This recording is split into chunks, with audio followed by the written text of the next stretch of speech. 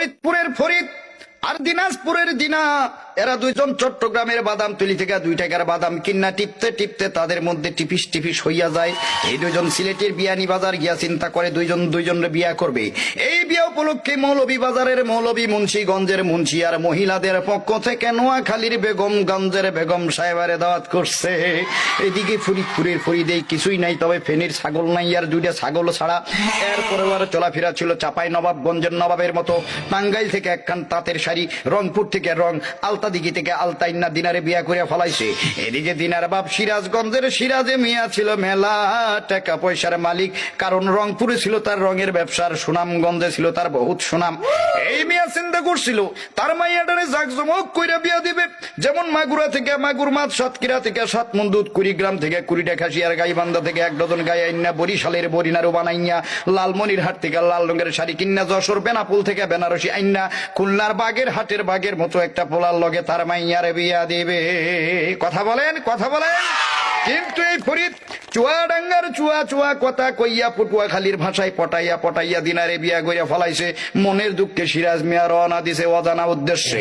পাবনায় গিয়া পড়ছে ভাব নাই, নোয়াখালী আইসা চিন্তা করে খালি খালি কাইন্দা লাভ নাই, যাই ভোলাই গিয়া মনের দুঃখটা ভোলা যায় কিনা। ভোলা যাওয়ার পথে মাঝখানে বরিশালের ঝালু কাটিতে আইসা বেটার মনের ঝালটা আরো বেশি বাইরে গেছে।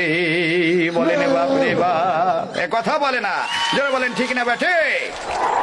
এই খবর তো আর ঢাকা শহরে ঢাকা রইল না, খবরের কাগজ পত্র পত্রিকায় ছাপা হয়ে গেল। তার আগে এই ঘটনা চলে গেল জামালপুরের জামালের কাছে। জামালপুরের জামাল ময়মনসিংহের মমিনের মাধ্যমে ঘটনা জানাই দিয়েছে মানিকগঞ্জের মানিকের কাছে। মানিকগঞ্জের মানিক এত খারাপ লোক, মনে হয় জন্মের সময় তার মুখে মধুপুরের মধু পড়ে নাই। এই বেড়া করছে কি, এই ঘটনা জানাই দিছে গোপালগঞ্জের গোপালের কাছে। গোপালগঞ্জের গোপাল করে কি, ব্রাহ্মণবাড়িয়ার ব্রাহ্মণ, নারায়ণগঞ্জের নারায়ণ, শিবপুরের শিব, হরিপুরের হরি, মহাদেবপুরের মহাদেব, পাটনার রাধানগরের রাধার, কৃষ্ণনগরের কৃষ্ণরে লইয়া হিন্দু ধর্মের প্রধান ঠাকুর গায়ে ঠাকুরের কাছে রওনা দিছে। এই কয়জন হিন্দু মিল্লা কুমিল্লা 14 গ্রাম থেকে আরো 14 জন হিন্দু সংগ্রহ করে একটা কমিটি গঠন করে বলে ঘটনার বিচার দিয়া দাও গাজীপুরের গাজী সাহেবের কাছে। গাজীপুরের গাজী সাহেব বললেন আমি আপাতত ব্যস্ত আছি, আপনারা মির্জাপুরের মির্জা সাহেবের কাছে যান। মির্জাপুরের মির্জা সাহেব বললেন আমার নাতি নরসিংদীর নরাদম শেরপুর থেকে 1 সার চিনি চুরি করিয়া বগুড়া সারিয়াকান্দি থানায় আসামিদের মধ্যে সারিবদ্ধভাবে দাঁড়ায় রয়েছে, আপনারা আপাতত হাজীগঞ্জের হাজী সাহেবের কাছে যান। হাজীগঞ্জের হাজী সাহেব বললেন ফরিদপুরের ফরিদার দিনাজপুরের দিনাজে বিয়াটা করছে, এটা শরীয়তপুরের শরীয়ত মোতাবেক ঠিক আছে কিনা।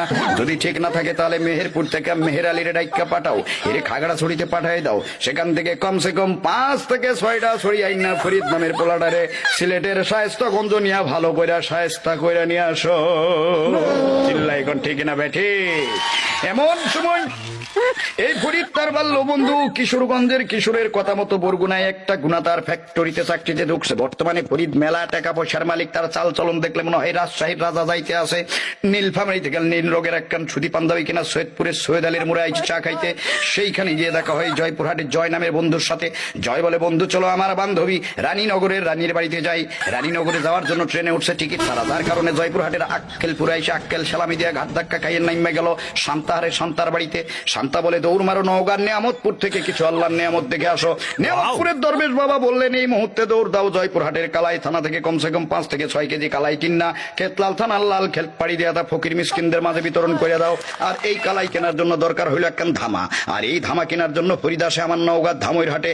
জিজ্ঞেস করলাম দোস্ত কি খবর। এবার ফরিদ উত্তর দেয় ওরে চিন্তা কিসের মিয়া, বিয়া শাদী সবই হয় খোদার হাতে দিয়া।